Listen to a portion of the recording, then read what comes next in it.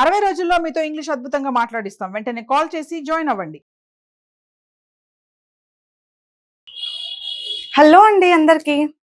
మీరు చూసారు కదా, వచ్చారు కదా, తీసుకోలేదు కదా, తినలేదు కదా. యాక్చువల్గా ఏమైందంటే మ్యాటర్, నేను ఒక వెడ్డింగ్ అటెండ్ అయ్యాను రీసెంట్గా, మా కజిన్ది. అక్కడ అందరూ ఇలాంటి సెంటెన్సెస్ యూజ్ చేస్తున్నారు. మనం బేసిక్గా ఇలాంటి సెంటెన్సెస్ బాగానే వాడుతూ ఉంటాం. వచ్చావు కదా, చూసావు కదా, వినలేదు కదా, తినలేదు కదా, ఇలా. మరి అలాంటి ఒక కాన్సెప్ట్ టీచ్ చేస్తే ఎలా ఉంటుందనో ఒక థాట్ వచ్చిందనమాట. మనకు కాన్సెప్ట్స్ అన్ని పిక్ చేసుకునేది అలా రియల్ టైంలోంచేగా. అందుకే ఈ కాన్సెప్ట్ ఈరోజు మీకోసం. యాక్చువల్గా ఏమంటూ ఉంటారంటే, వచ్చావు కదా, చూసావు కదా, తిన్నావు కదా, ఇట్లాంటివన్నీ చెప్పాలంటే you came no are you came నా అంటూ ఉంటాం. అవునా కాదా? మీరు విన్నారా లేదా చెప్పండి. I told you no, you came no, you ate no, you saw నా. ఇలా అస్సలు అట్లా అనకూడదు తెలుసా. మనం చక్కగా తెలుగు మాట్లాడినా బాగుంటుంది, బట్ ఇంగ్లీష్లో అలా అనొద్దు. Because we have some standard way to say that. ఏంటి అంటే దాన్నే క్వశ్చన్ ట్యాగ్స్ అని అంటారు. గ్రామర్లో క్వశ్చన్ ట్యాగ్స్ అని అంటారు అనమాట. దాని గురించి మనం మాట్లాడుకుందాం ఈరోజు. ఓకే, క్వశ్చన్ ట్యాగ్స్ ఎందుకు యూస్ చేస్తాం తెలుసా అండి? క్వశ్చన్ ట్యాగ్స్ ఎదుటి వాళ్ళ దగ్గర నుంచి కన్ఫర్మేషన్ తీసుకోవడం కోసం. ఓకేనా? ఈ పాయింట్ నోట్ చేసుకోండి. The point to be noted your honour అన్నట్టు ఈ పాయింట్ బాగా నోట్ చేసుకోండి. ఎందుకు యూస్ చేస్తాం క్వశ్చన్ ట్యాగ్స్ అంటే కన్ఫర్మేషన్ తీసుకోవడానికి.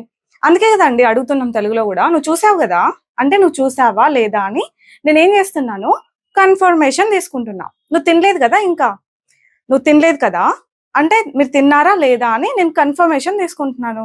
నువ్వు ఇంకా రెడీ అవ్వలేదు కదా, అట్లా రెడీ అయ్యారా లేదా అని కన్ఫర్మేషన్ తీసుకుంటున్నాను. సో మనం ఈ క్వశ్చన్ ట్యాగ్స్ ని ఎదుటి వాళ్ళ దగ్గర నుంచి కన్ఫర్మేషనో క్లారిఫికేషనో కోసం అడుగుతాం అనమాట.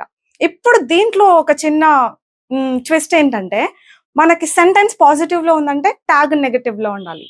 ఈ పాయింట్ కూడా నోట్ చేసుకోవాలంటే క్వశ్చన్ ట్యాగ్ నెగటివ్ లో ఉండాలి సెంటెన్స్ పాజిటివ్ లో ఉన్నప్పుడు. ఇలాంటి థియరీ నేను ఎంత చెప్పినా కూడా అర్థం కాదు ఒక సెంటెన్స్ చూసేంత వరకు. చూడండి, నువ్వు తిన్నావు, నువ్వు తిన్నావు అని ఎలా అంటాం? యు ఏట్ కదా అనాలంటే నో నా కాకుండా ట్యాగ్ యూజ్ చేయాలి. ఇప్పుడు ఈ సెంటెన్స్ ఏ టెన్స్ లో ఉంది? పాస్ట్ టెన్స్ లో ఉంది కదా. సో ట్యాగ్ మనం డిడ్ తీసుకుంటాం. Negative tag didn't you, you ate didn't you, నువ్వు తిన్నావు కదా. క్వశ్చన్ ట్యాగ్ నెగటివ్ లో ఉంది, సెంటెన్స్ పాజిటివ్ లో ఉన్నప్పుడు. సరే, నువ్వు తినలేదు కదా కదా, ఇప్పుడు తినలేదు అనాలంటే యు డింట్ ఈట్. తినలేదు నువ్వు కదా అనాలంటే did you, you didn't eat did you. ఇవి పర్ఫెక్ట్ గా మాట్లాడాలంటే ఇట్లానే మాట్లాడాలి. కానీ నేను ఇన్ని గుర్తుపెట్టుకోలేమనుకున్న వాళ్ళకి లాస్ట్ లో ఒక చిన్న టిప్ చెప్తా. ఏది పెట్టి కవర్ చేయొచ్చు, నా నో. ఇది మళ్ళీ బ్లండ్ గా ఉంటది, లిటరలీ తెలుగు నుంచి ట్రాన్స్లేట్ చేసుకున్నట్టు ఉంటది. మనం తెలుగు వాళ్ళు మనందరికి తెలిసిపోయేలాగా నేను కొంచెం మేనేజ్ చేయగలిగేలాగా ఏ వర్డ్ పెట్టి మేనేజ్ చేయొచ్చా నేను చెప్తా. ఫస్ట్ అయితే నేర్చుకోండి, తెలుసుకోండి. మన సెంటెన్సెస్ లో V2 ఉందనుకోండి, V2 ఉందనుకోండి, మనం ట్యాగ్ డిడ్ తో పెట్టాలి. ఇటు పక్కన ఆల్రెడీ తెలిసిపోతుంది. సో డిడ్డే ఉంది కాబట్టి డిడ్తోనే ట్యాగ్ ఉంటుంది.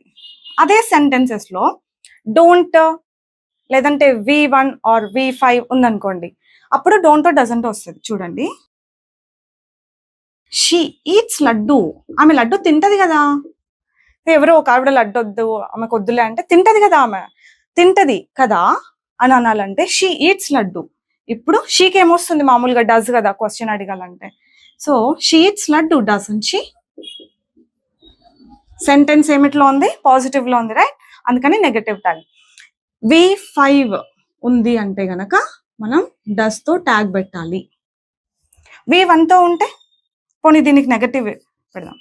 ఒక ఆవిడ లడ్డు తినదు, ఆమెకి లడ్డు పెడుతున్నారు అనుకోండి.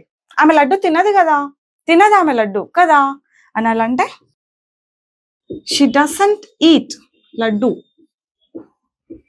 ఇక్కడ tag positive tag. Does she, she doesn't eat laddu, does she.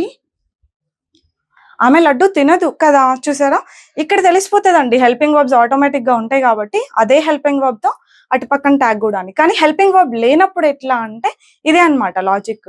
V2 ఉందంటే did తో ట్యాగ్ పెట్టడం, V5 ఉందంటే does తో ట్యాగ్ పెట్టడం, లేదు V1 ఉందనుకోండి, యు నో, నీకు తెలుసు కదా, నీకు తెలుసు కదా అనాలంటే యు నో డోంట్ యూ,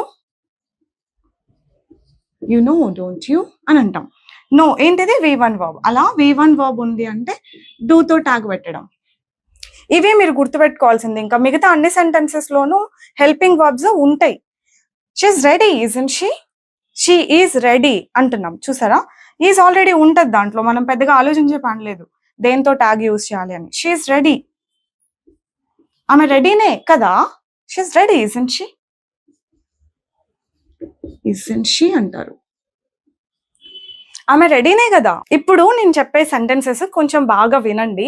ఇది ఎంత ఇంపార్టెంట్ అంటే కొంచెం రేర్ గా ఆటోమేటిక్ గా అర్థమైపోతాయి. ఇవి వచ్చాయంటే ఇవి కూడా ఆటోమేటిక్ గా అర్థమైపోతాయి.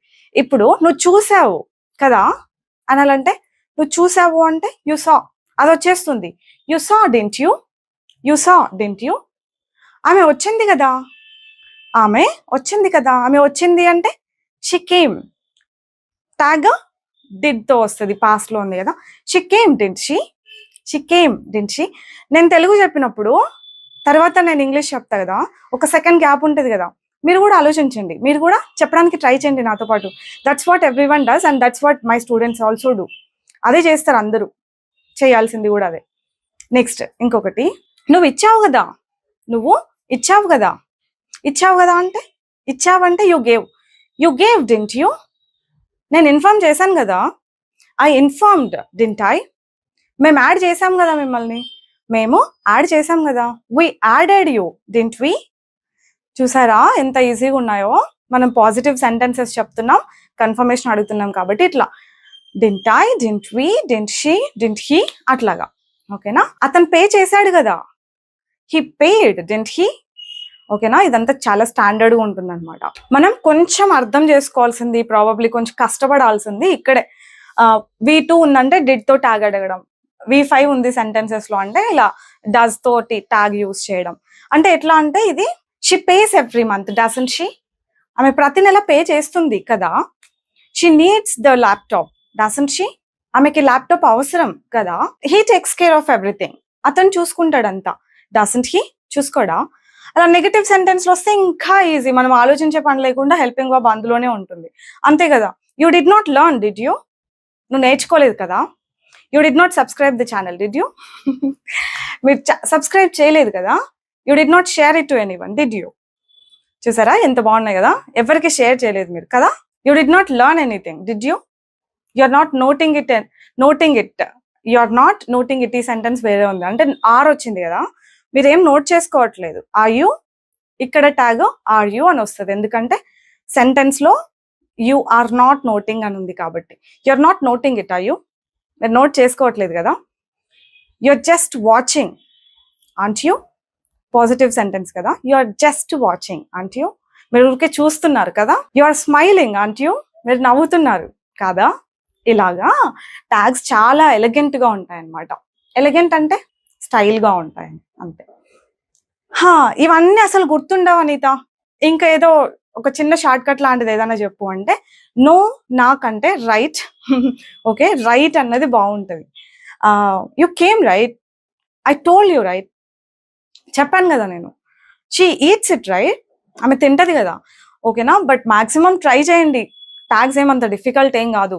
ఫస్ట్ టైం వింటే డిఫికల్ట్, సెకండ్ టైం వింటే డిఫికల్ట్, ప్రాక్టీస్ చేస్తే ఏమంత డిఫికల్ట్ గా అనిపించదు. దిస్ ఇస్ ఇట్ అండి. ఏం వాడతారు ట్యాగ్స్ రానప్పుడు? రైట్ అన్న వర్డ్ వాడండి తప్ప నో నా ఇంకెప్పటి నుంచి వదిలేసేయండి, స్కిప్ చేసేసేయండి. ఓకేనా, that's it for today. Probably I'll see you with some other new concept next time. Bye bye, take care.